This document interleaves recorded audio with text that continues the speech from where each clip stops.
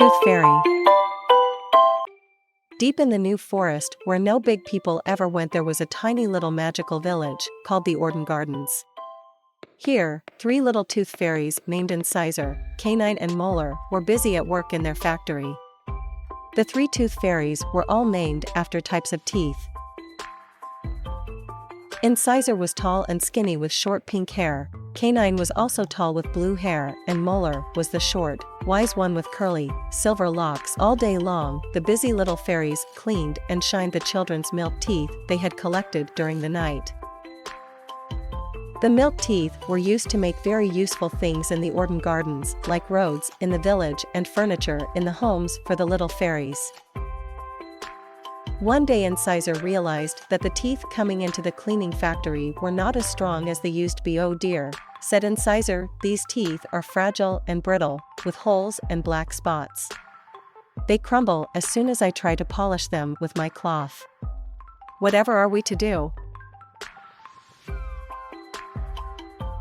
"Yes," said Canine, "I know exactly what's wrong. The children are beginning to eat far too many sweets and are not looking after their teeth at all."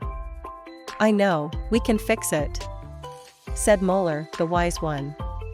She sounded quite excited by her grand idea. The 3 fairies looked at each other and waited while Molar explained all. As usual, it was a fabulous idea. The 3 of them wasted no time at all and got to work straight away.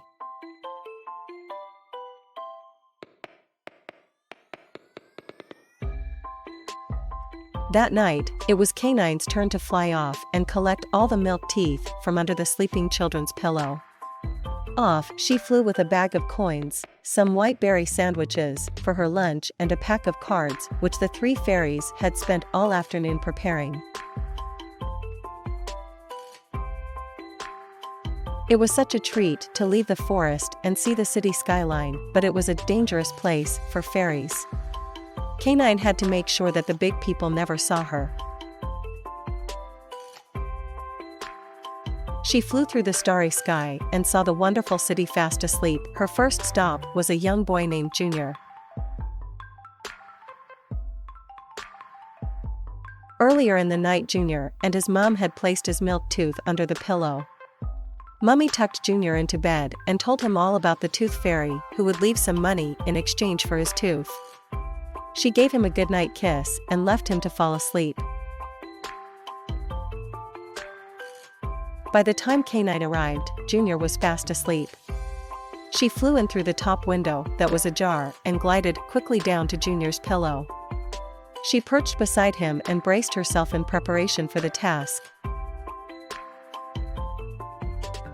Heave! She lifted the pillow and wedged herself between the pillow and the bed. She quickly grabbed the tooth and tossed it over to her backpack.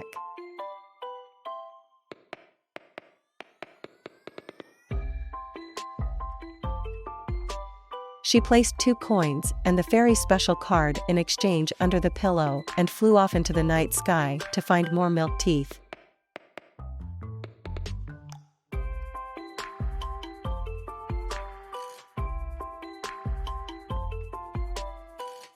In the morning, as soon as Junior woke up, he rummaged under the pillow to see if the tooth fairy had left any money for him. He was thrilled to find the coins but looked blankly at the card he found in his hand.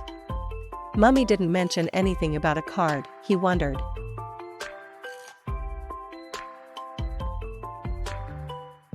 He read the card out aloud, "The Tooth Fairy's Guide to Healthy Teeth."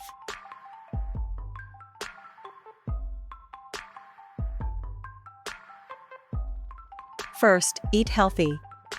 Second, cut down on sugary sweets and drinks. Third, brush your teeth twice a day. Fourth, use a fluoride toothpaste. The last not the least, visit the dentist regularly. Back in the village of Orden Gardens, the fairies were very happy about the new information card they were giving to the children. Soon enough, the milk teeth coming into the factory were strong and healthy again.